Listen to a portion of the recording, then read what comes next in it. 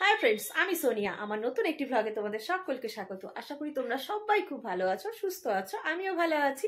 আর আজ হচ্ছে 31শে ডিসেম্বর, মানে বছরের শেষ দিন। তো ভালো মন্দ সবকিছু নিয়ে বছরটা ভালোই কেটেছে।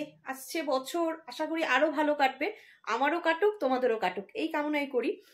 তো এখন ঘড়িতে বেজে গেছে দুপুর 1:30। তো এই মাত্র আমি ভাত বসিয়েছি গ্যাসে, কারণ ভাত টাত খেয়ে আমরা একটু ঘুরতে যাব কোথায়, ওই আমাদের আছেই এক সবেধন নীলমণি, ওই গজলডোবাতেই যাব। তো গজলডোবাতে একটা নতুন ব্রিজ হয়েছে, তো ওপেন হয়েছে কতদিন হবে, ওপেনিং হয়েছে বেশি দিন হয়নি, এখনো 1 মাস হয়নি। তো সবার ঘোরা হয়ে গেছে মোটামুটি আমাদের এই এলাকার, আমার যাওয়া হয়নি।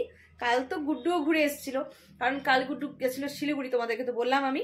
আর শিলিগুড়ি যাওয়ার পথে তো ওই ব্রিজ পড়বে, তো ওখান থেকে ঘুরে এসেছে।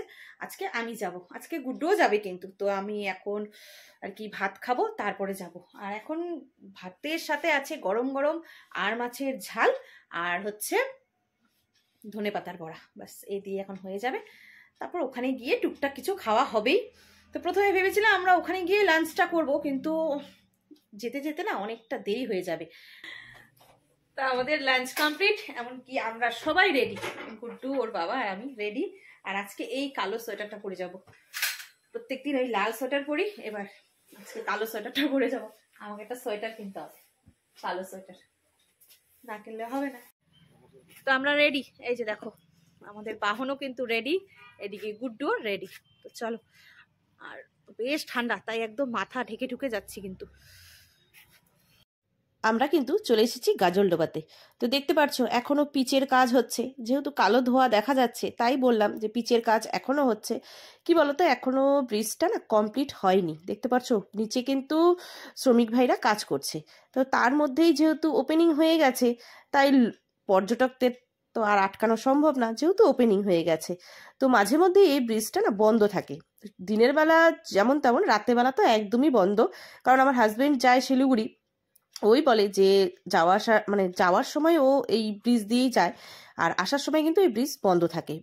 অ্যাকচুয়ালি কি বলতো, এই ব্রিজ দিয়ে কিন্তু কোনো বড় গাড়ি চলে না। ব্রিজের সাইড দিয়ে দুটা বড় রাস্তা চলে গেছে একদম হাইওয়ে পর্যন্ত, সেই রাস্তা দিয়েই কিন্তু গাড়ি চলে। কারণ ব্রিজটা হচ্ছে শুধুমাত্র জনগণের জন্য, মানে হেঁটে ঘুরে বেড়ানোর জন্য। আর টোটো, অটো আর স্কুটি ফুটি এগুলো তো আছেই, এগুলো তো আটকানো সম্ভব না। তো ওই ব্রিজে দাঁড়িয়ে থাকতে থাকতে আমার চোখে না ভীষণ রোদ লাগছিল। তো যেই না আমি পকেটে হাত দিয়েছি যে সানগ্লাসটা পরবো, তো দেখি সানগ্লাসটা হারিয়ে গেছে, হয়তো কোথাও পড়ে গেছে। তো আমার না মনটাই খারাপ হয়ে গেল। একটা ব্র্যান্ডেড কোম্পানির অনেকটা দাম দিয়ে কিন্তু আমি কিনেছিলাম, আর খুব পছন্দের ছিল আমার ওই সানগ্লাসটা, তো হারিয়ে গেছে। তো তারপরে না আমার খুব একটা বেশি ভালো লাগছিল না যে এত সুন্দর একটা জিনিস আমি হারিয়ে ফেললাম। তো তারপর ভাবলাম চলে আসবো বাড়িতে। তারপর চিন্তা করলাম যে না, এতটা দূর এসেছি, মজাটা করেই যাই। তো চলে এসেছি নৌকা বিহারে এসেছি। নৌকাতে উঠতে না কিন্তু, কারণ আমার খুব ভয় লাগে, কারণ আমি একদমই সাঁতার জানি না, আর গুড্ডুও সাঁতার জানে না। আর আমি জলকে ভীষণ ভয় পাই, যেহেতু আমাদের পরিবারের সাথে একটা দুর্ঘটনা ঘটে গেছে। তারপরের থেকে আমি তো আগাগোড়াই জল ভয় পাই। কি বলতো, আমি একবার কলকাতায় গেছিলাম আমার পিসির বাড়িতে, তো সেখানে না গঙ্গা স্নান করেছিলাম। তোমরা বিশ্বাস করবে কিনা জানি না, আমি গঙ্গা থেকে মগ দিয়ে জল নিয়ে তারপরে স্নান করেছি। মানে কি বলবো আমি তোমাদেরকে, আমি ভীষণ ভয় পাই, যেহেতু আমি সাঁতার জানি না। তারপরে ওই নৌকা বিহার দেখে চলে আসলাম ফুচকা খেতে। তারপরে দেখলাম এক জায়গায় পেয়ারা মাখা হচ্ছিল, তো সেটাও খেলাম। কিন্তু পেয়ারা মাখা খাওয়ার পর আমার জিভের ছাল উঠে গেছিল, এত ঝাল, কিন্তু খেতে দারুণ হয়েছিল। আমি যেহেতু ঝাল খেতে ভালোবাসি, আমি দোকানদারকে বলেছিলাম একটু ঝাল ঝাল করতে। তো এবার চলে এসেছি সবজির দোকানে। তো সবজি বলতে কি, শীতের সবজি দেখলে তো দারুণ লাগে। তো আমি নিয়ে নিলাম মেথির শাক।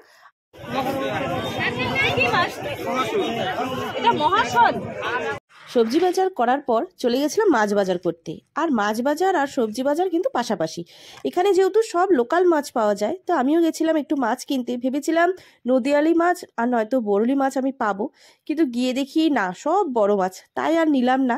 আর সাথে নিয়েছি কাঁচা লঙ্কা, আর নিয়ে এসেছিলাম কচুলতি, কারণ একদম দেখছিলাম ফ্রেশ।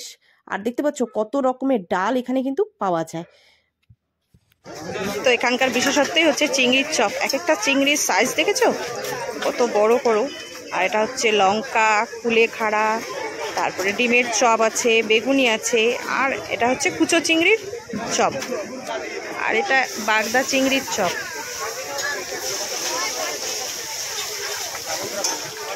কেউ যদি এখানে এসে মাছ ভাজাও খেতে চায় সেটাও ভালো।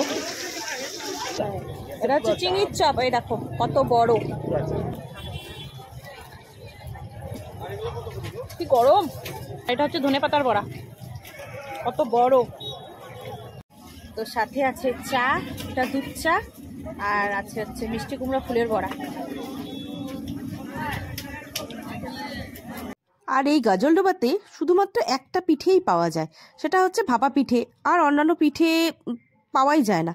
তো আমি এই দিদিটাকে বললাম যে তোমরা অন্যান্য পিঠেও বানাতে পারো, তো তারাই বলছে যে এই পিঠে বানিয়েই নাকি ওরা সময় পায় না, আর অন্য পিঠে বানাবে কখন। তো আমরা চলে এসেছি বাড়িতে, এসেই ড্রেস সব চেঞ্জ করে নেওয়া হয়েছে, সন্ধ্যা দেওয়া হয়ে গেছে। সন্ধ্যা লাগার আগেই কিন্তু আমরা চলে এসেছি। তো করে নিয়েছি গরম জল, খুব জল পিপাসা পেয়েছে আমার।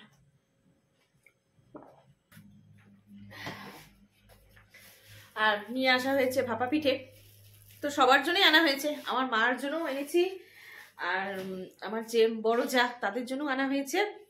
তো এখন আমি আর গুড্ডু বসে বসে খাবো ভাপা পিঠে। আর রাতে তো রান্না করতে হবে না, শুধুমাত্র ভাত করলেই হয়ে যাবে।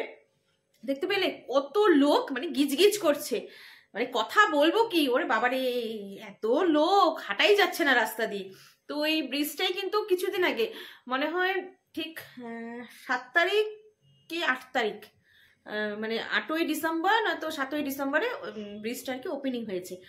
এখনো ব্রিজের কাজ কিন্তু কমপ্লিট হয়নি, কাজ চলছে, মানে জোর কদমে কাজ চলছে, কিন্তু পর্যটকদের কে আটকায় বলো, মানে এত লোক হয়েছে, কোথার থেকে যে এত লোক আসছে।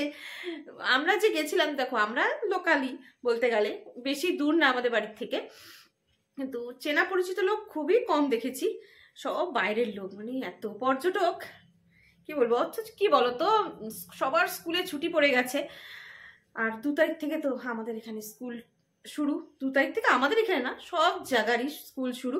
সেদিন গুড্ডুর আবার নতুন ক্লাসে অ্যাডমিশন আছে, তারপরে স্কুলে আবার কি কি উৎসব হবে সেটাও আছে।